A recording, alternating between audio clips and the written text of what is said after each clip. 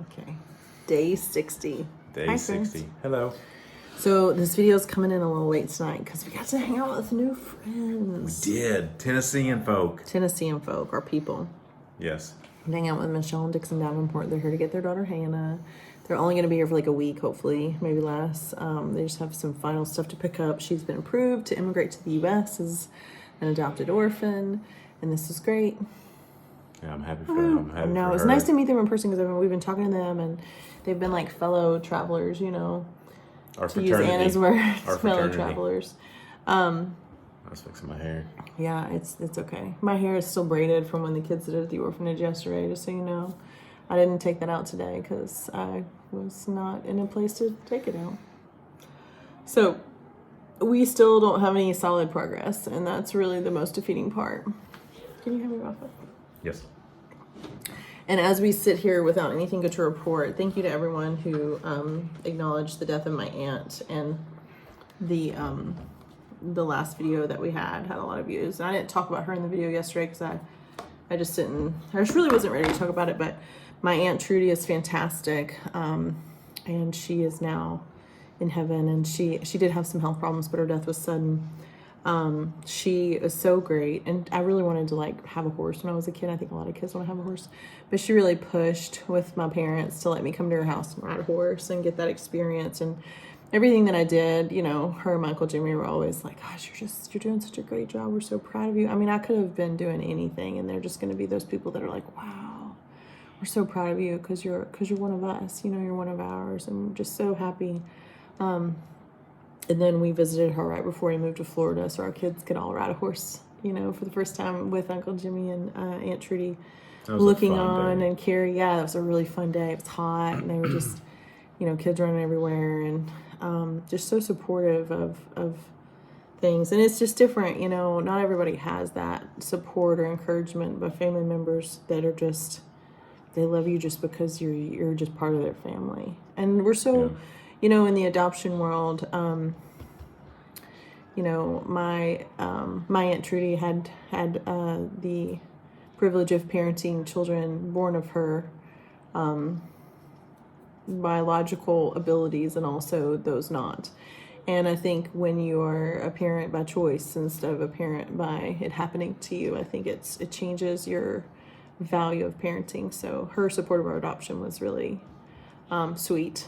And even though it had to be from a distance, it was just very, very genuine and earnest. And I am sad she's not going to get to meet our other kids. Could she help? But she would have toys for them and hugs for them and some type of something to very eat, supportive cookies or whatever. Like you walk in the door and you get a gift and a hug and some food and some memories immediately. So I just think of that day too. Like we just sat on the couch and chatted with her for so long. She's so comfortable, yeah. It was nice. She just created an environment of comfort and just reflection. Like she's telling stories about me when I was little, and just really loving our kids, and like it's just, I'm gonna miss her a lot. Yeah, I'm sorry. And I think even though I could probably now, you know, every time someone dies, you're like, gosh, I should have visited them more. And I think that was a gift that she had, is the times that I would visit her, see her, the holidays roll around, and we would gather for whatever reason. She had a way of making it important, as if we did it every day. And not being like, oh, we don't do this enough. You know, she might say that eventually too, come back soon, but just very much in the moment. And I think that's a talent that I hope to gain. So thank you for that. And it's different, you know, you see like people that start, our adoption journey has been going on for so long. The people that started it with us will not see it end because unfortunately their deaths came too soon, you know. So that stinks. There are, it does, but I think her vantage point now is probably good. Yeah, she got a good aerial view now. She's got a good aerial view. So, but that being said, Jeremy went to the Ministry of Gender today and you can tell your own stories. Yeah, so I spent, I guess, about 4 hours there today. It was nice. I didn't have my comfort as Sam to kind of guide me around, so I kind of just went around and you didn't have your social coordinator? Hung out in some of the offices for a bit. It was nice. We while Sam was there, he did have to leave because he had another appointment to meet somebody. But we met the main lady, Baymay, the minister of gender. She was very cordial to us and was. She's a bouncer with her all the time. She had her handler who like. I don't think it's her handler. Handler's like in charge. More of her like her security guard / administrative assistant. Came up to us and was like, "You guys, he kinda you jacked? had to skip now." He's like, "You had to schedule an appointment. You had to schedule an appointment." And I'm like, and she was like, "No, it's okay. We'll talk to them." It was just by happenstance, we just kind of bumped into each other in the lobby, and she was talking about where we were from. She was familiar with Florida, familiar with the states. She's educated, cultured, very interested in what was, why we're there, and we told her. And Sam what do you think her thoughts on her adoption are? Big fan. I think everybody there is a big fan. That's good. One of their objectives is family. What's the word? I can't remember what they called it. Family. What do you preserve it? Preservation, something like that. That's one of their main objectives, and they want to keep. So like on a poster on the wall or something. Yeah, and they taught it's one of their points. Have you read all their walls now? No, I don't think so. But anyway, you've been there long enough. What have you been doing? Sitting, looking at my phone, looking pitiful, waiting for attention. Did you find the opportunity to lay on the floor today and start crying? I didn't. I did hear some people fighting in the lobby. They were yelling. Jeremy's like, I recorded these Liberians arguing with each other. I want you to listen to it. I'm like, okay. But what I want to say I was like, why does that matter? Their objective to keep families together. I appreciate that because adoption should be the last resort when there's nobody there to. Yeah, for sure. And I like that that's what they want to do. But anyway, met with her. It was very brief. And then I just sat there because I thought Albert was coming, and there was some miscommunication there. He wasn't coming, so I sat there, and then finally one of the ladies came out and just kind of gave me a brief update. Sat next to me and in the lobby, and just said, "Hey, we met with the police. They're close to being done, but could still be a little bit of time before they sign off on everything." So that was my update for today. So 4 hours, my face was present, and yeah, met the main lady. I think we're going to try to actually get an appointment with her personally, so we can actually sit. Appointment with her? Yeah, Sam and I can actually have a sit down with her directly. We'll see how that goes. It may take a couple of days to get that appointment, but she at least would know our face if we get to meet with her again. So that's good. And also, I had a joke in mind. A joke when you meet her? That I should just know for our trip, I should just not shave my beard ever until we get to go home. No, that's not going to work for me. You can let your hair grow out. It'll be like down here. Do you have any idea the infectious disease nightmare that most beards in America are? I just want you to know that those people are not going to live as long. Please get off the soapbox. Let me finish. You may not finish. I had a good joke about letting my people go. Oh. Let my people go. You can grow your hair out, but the big beard, I don't think you should do. And the staff. I just want you to think about the cleanliness. Like, you don't have, like... It may have cockroaches in it. I mean, if you expect me to kiss that face, we're going to have some boundaries on your beard. You will kiss it, and you will like it. He doesn't have his trimmers, so I was like, why didn't you pack your trimmers? And what did you say? I said, well, I barely got my water pick in there. His water pick. You wouldn't let me, so... Jeremy's afraid his teeth are going to fall out. I got to take care of my gums. Yeah. Anyway, I thought the Let My People Go was going to be beautiful. We didn't get to see our kids today. It was funny. One of our kids we had our friends Michelle and Dixon came over, and we had sent our kids up to shower, and they come over, and we convinced them to just have their dinner sent to our room so that we could talk to them. We kind of held them hostage here for a while. It was great to talk to them. It's just great to talk to people that are in the same battle, but they're on the other side of it. Like, they're done. And they get to leave with their daughter. And we had seen their daughter's name and face on a waiting list email, years ago now, and had considered her for our family before. Like, we had just sent an email like, oh, is this child that was on this email 4 months ago, has she been matched? And she had been matched with this family. So we're just kind of glad to see that come full circle and have a small part in her story. We brought gifts for her to tell her, her parent. And then in the meantime of us waiting, they were approved to leave by the embassy. So that's good. We didn't get to see our kids today. We're going to get to see them tomorrow. Nelson and his car, a.k.a. Savior, is going to come save us. Nelson. And we're going to go tomorrow afternoon to visit them.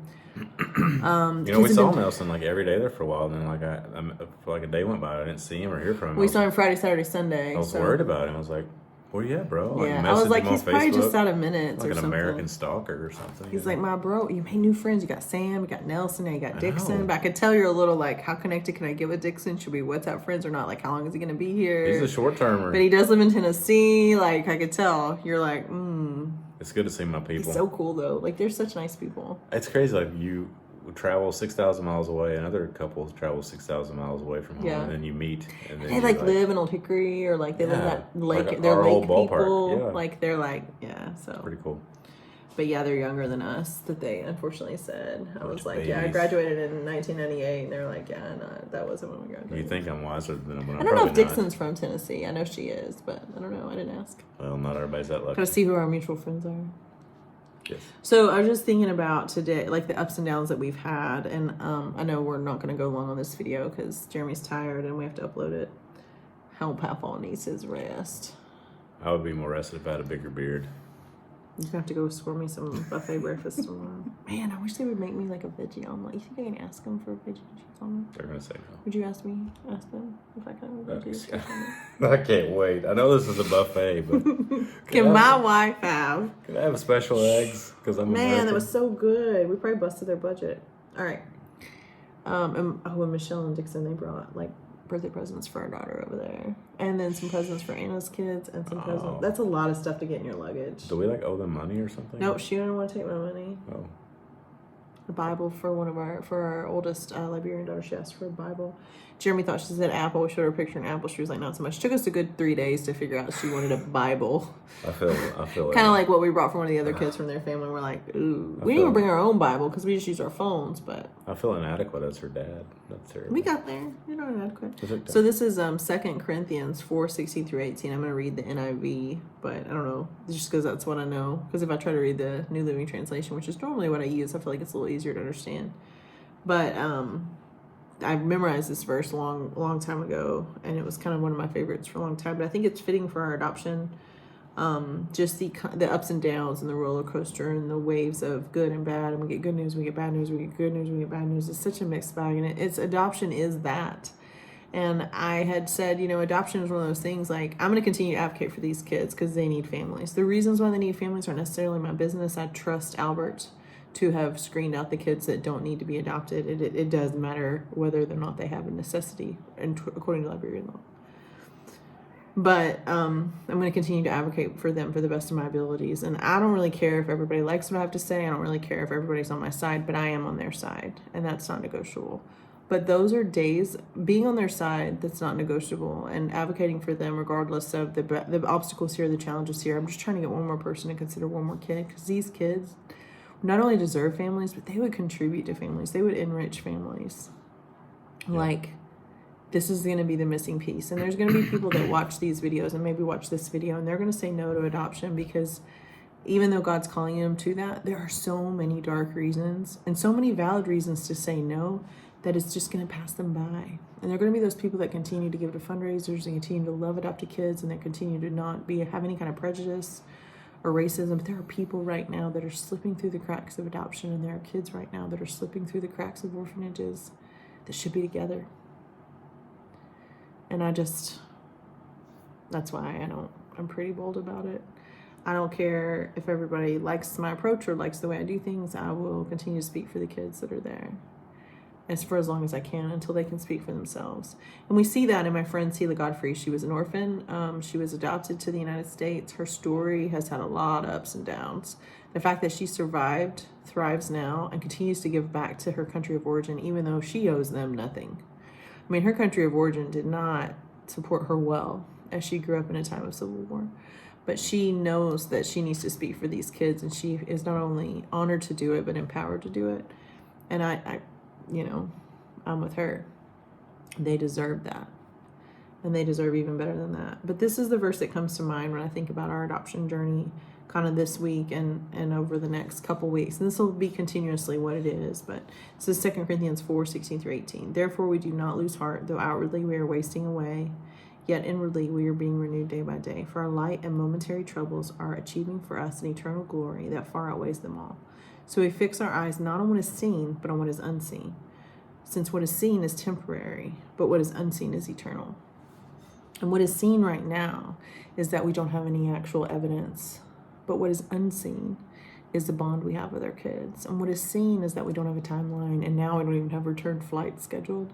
But what is unseen is that our family will depart here together at some point, hopefully soon.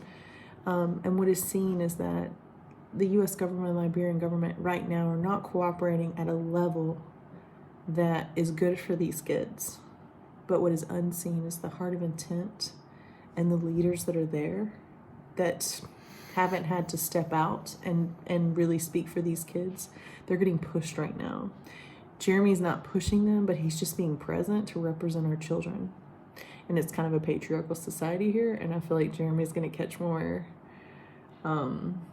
positive experiences than I would. Not that I would be spouty of the mouth, but sometimes my face just kind of says it all. Like, I'm not happy. So I think it's better that Jeremy go and represent our daughter's interest at these offices as an American man and a dad. But these are things that we can see. But what is unseen is the hearts of the Ministry of Gender Employees and how much they want these kids to be a part of a family. If it can't be a Liberian family or it can't be their family of origin, it needs to be some family, and they appreciate that. Because when you think about the adults that are running those offices, they were children when the war ended, but they remember it. We're still dealing with a generation that remembers a war-torn country, and they are cautious with their peace, and I do not blame them. And they know that the U.S. government helps them with that. And so they're scared to kind of, like, they have some things, but every time that we go and see them and tell them, hey, we know you're working hard. We just want to know, like, what we can do to help, or how are things, or, like, don't forget our kids. They're receiving that with hearts of, like, earnesty. Like, when you say, like, everything you tell me about them, they seem to be like, but we need them to act. And what is unseen is their action. So, but their door is open, so that's good. Yeah, they were very fond today. I was sharing our oldest adoption story, and they were very interested in that. Yeah, they were asking about how adoptions happen in the U.S. Mm-hmm. Yeah. They were excited that, we're still in contact with our oldest family and stuff, birth family.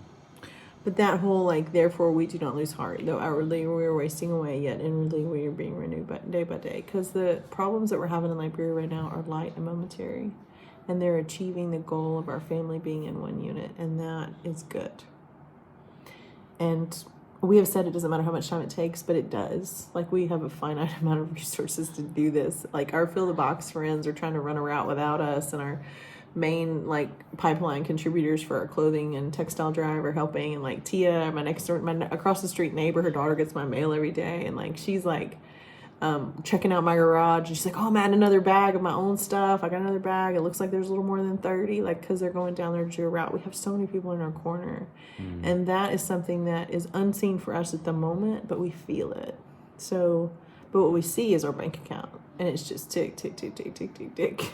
Yeah. And, like, no return flights. And when we do reschedule those return flights, we'll probably have to pay a little something. But I hope that I'll be scheduling 7 flights instead of 5.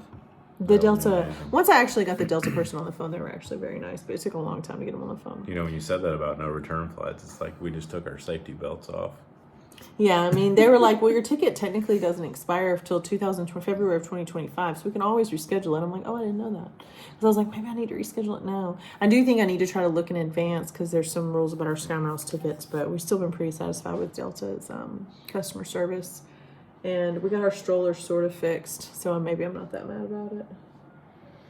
It's funny, when I was just sitting there reading the Bible on my phone in the lobby, what you read was a lot more than what stood out to me. I was reading about John the Baptist, him living on locusts and wild honey. Yeah, Jeremy came home today and told our kids he was going to survive off locusts and wild honey to get his protein up so he can survive Liberia. And I'm like, if John can do it, I can do Liberia locusts may not be exactly what John tolerated, but I don't know. And he had a belt and then a robe made out of, like, camel hairs. Yeah. I'm like, can you imagine what that? I mean, your arms already kind of look bear-like. I looked apart. They're a little fuzzy. The kids always love Jeremy's hairy arms. They always, like, grab him. Yes. I think it's weird because most men of African descent don't have, like, bushy arms. So who's this gorilla man that's holding me? Yeah. So I think, like, visiting with Michelle and Dixon Davenport tonight is kind of like visiting with, like an early Christmas present for us, or, like, unicorns. Like, they do exist, because we just haven't seen a family have closure in a while, and we don't ever get to see it firsthand. But, like, they're going to be staying at the same place. We're going to get to see, like, them, hang out with her and get to see, like, the good, excuse me, the good ending. And I do think, I was kind of rethinking, there's this one embassy personnel that I said Sam Bruce and I could interrogate him and have him in tears if we could just get a chance. We're not going to hurt him, we're not going to hit him or anything, but we just want to instill some conviction in his heart. And after I listened to Dixon reread an email that he sent on behalf of his daughter, I was like, I'm going to put Dixon in the interrogation chamber. So me and Sam and Dixon are going to have some words, and we're going to use our words as swords to fight for good. And I just imagine this. But then I told him, if someone's not in a place of self-reflection and wants to grow and wants to be coached, I'm not going to get anywhere with them until their hearts are in that place to receive healing. And I do think that this specific embassy personnel, I think he comes from a place of pain and a place of hurt and a place of chaos and confusion. And I do pray that God rescues him from that. And if God chooses to use me to do it, I'm all in. And I'm not going to be mean to him, and I'm not going to be rude to him. But I fantasize about interrogating him in an interrogation chamber with Sam and with Dixon. That's my new dream. And it's an evil dream, and I won't pursue it. So. I can't share what I think about. So if I say I want to be an ambassador, I think I'd be good at it. I want to be an ambassador. I think I'd be good at it. What does Jeremy have to say? There's some people that. No, say what you said. I want to be an assassin. I think I'd be good at it. I think we should end there. It's 21 minutes. I'm kidding, though, folks. Kidding. Yeah. Jokes. I had to put my hat on because of the braids. They look great. I should probably shower. Have we showered at all? What's that? Yesterday I took a shower, but I went to the orphanage. I didn't take a shower. I took a shower last night. You can get in the pool. In the face. I'm winning. So thank you guys for watching. Thank you guys for caring about our story. Thank you for loving our kids and loving us with unconditional, relentless support that we couldn't have asked for or imagined better than what we've received. Yes, I second that. Do I get an amen from that? Amen, sister. I love you. Love you too. Bye. Bye.